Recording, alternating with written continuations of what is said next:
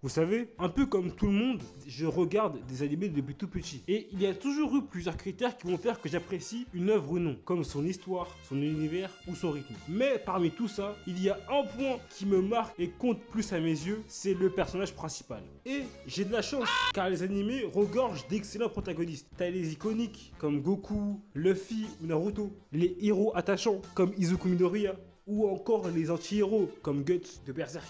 Mais comme dans tout, quand t'as du bon, t'as du mauvais. Et parfois même du très mauvais. Et forcément, évidemment, dans les animés, t'as parfois des protagonistes qui sont nazes.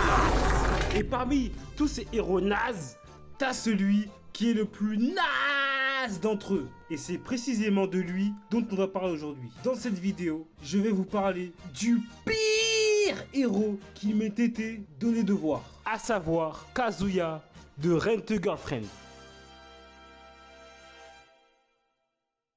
Alors, Rent a Girlfriend ou Kanojo Okurishimasu, like pour l'accent, pour ceux qui ne connaîtraient pas, c'est typiquement l'animé romance ecchi haremesque de con qui sort chaque saison et devant lequel juste tu poses ton cerveau et tu kiffes. Et bon, vu que je suis naze pour expliquer une intrigue, je vais pas me faire chier et plutôt vous lire un résumé Wikipédia. Alors, Kazuya Kinoshita est un étudiant à l'université, mais il se sent seul après que sa petite amie Mami l'ait largué pour un autre. Pour sortir de sa mélancolie, il se décide alors de faire appel à un service de location de petite amie se nommant Diamond, une application en tendance au Japon. Il fait ainsi la rencontre de Shizuru Mizuhara et à première vue, cette petite amie allouée, au beau visage et au comportement parfait, apparaît comme la petite amie idéale dont il a toujours rêvé. Cependant, parce qu'elle semble trop parfaite, irréaliste, il reloue ses services pour cette fois-ci passer toute sa frustration sur elle. Mais Chizuru le réprimande pour cela et se révèle être plus mesquine que ce à quoi il s'attendait. Néanmoins, au beau milieu de leur querelle, Kazuya apprend que sa grand-mère Nagomi s'est évanouie et a dû être hospitalisée. En lui rendant visite à l'hôpital, il se montre prétentieux, présentant Chizuru comme sa petite amie. Kazuya va donc continuer de louer les services de Chizuru afin de garder les apparences avec sa famille et ses amis, mais les choses se compliquent quand il découvre qu'ils sont en fait voisins de palier et fréquentent la même faculté. Et bon, après,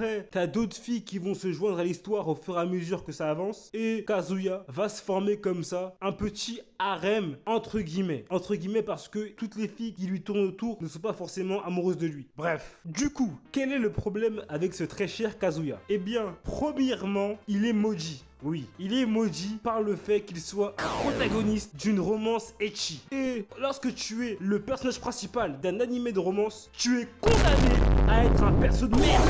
Et c'est 100% véridique. Donc déjà, il part avec un gros malus. Mais en plus, le frérot, durant toute la saison 1, c'est juste un loser. Une merde. Genre littéralement, imagine un mode Discord random, n'importe lequel, qui se retrouve entouré comme par magie de jolies filles.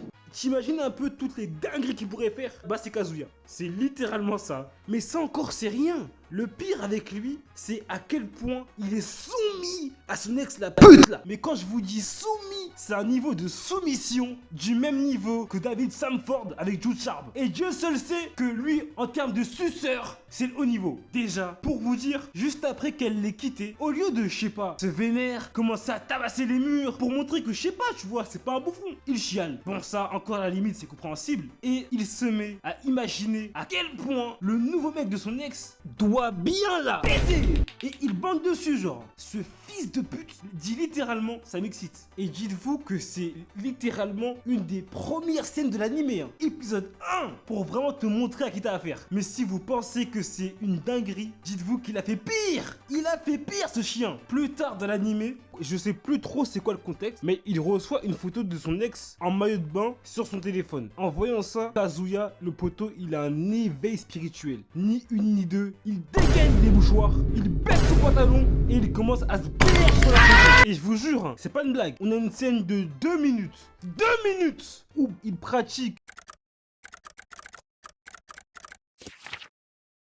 l'onanisme sur une photo. Et en plus, dans l'anime, ces bâtards, ils ont mis une OST motivation baiser pendant la scène. Zarma jouait un match retour contre Liverpool, frère. C'est des ouf. Et encore ça, même si c'est une dinguerie, c'est vraiment une dinguerie, c'est pas la scène qui m'a le plus énervé avec Kazuya et c'est pas la scène qui m'a poussé définitivement à le mettre dans cette vidéo. Une scène en particulier qui se passe, je crois, vers la fin de la saison 1. J'ai un peu oublié. Mais en gros, il marche dans la rue avec Chizuru et à un moment, t'as ses potes, ils lui disent ouais, venez dans un resto, on vous invite, on va grailler et tout. Du coup, ils y vont, ils se posent et là, bam, il y a son ex en chair et en os devant lui. Quand elle voit qu'il s'est trouvé entre guillemets une nouvelle meuf, elle rage et du coup, elle va se mettre à parler mal de lui. Elle va parler à Chizuru, elle va dire mais tu sais, Kazuya, c'est un dalle de ouf, hein. Je me rappelle une fois, on était en date dans un resto et sans faire exprès, je lâche une caisse. Du coup, vu que je suis gêné, je vais aux toilettes et c'est pas quand je reviens, je le vois à 4 pattes en train de lécher mon siège et de le renifler.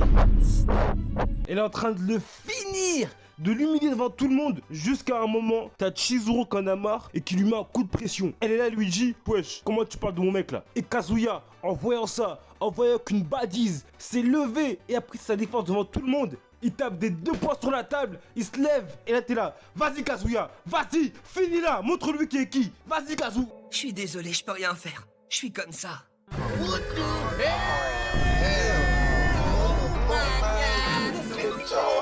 Quand je vous dis qu'il est putain de soumis à son ex, donc là, il se fait éteindre en 4K devant tout le monde. Parce que là, pour le coup, il y a vraiment volonté de nuire. Il y a une baby qui connaît que depuis à peine une semaine, qui se lève et qui prend sa défense. Et cet enfoiré, au lieu de pour une fois s'affirmer, il lui donne raison. Jusqu'à Chizuru, elle-même, elle en pouvait plus. Elle s'est taillée. Elle a chippé carrément. Mais bref, je veux pas m'attarder plus sur ce guignol. Il y a encore d'autres dingueries qu'il a faites dont j'ai pas parlé. Comme la fois où littéralement il stalk Chizuru dans la rue pendant une journée entière. Genre frérot, STP, c'est une dingue d'être autant investi dans une relation OnlyFans. J'aurais pu parler des autres persos comme l'autre salope qui lui sert d'ex, mais j'ai la flemme. Donc on va s'arrêter là. Sur ce, abonnez-vous et... Shabba-dabba, yubba-dabba, doo-boo. Shabba-dabba, dee-boo. Shabba-dabba, gooba like a meeboo. Labba-labba, labba the babba, glabba, ribba, gabba, labba. Ooh, tongue twister. Like gabba-gabba. Yabba the sabba-dabba, you babba-babba.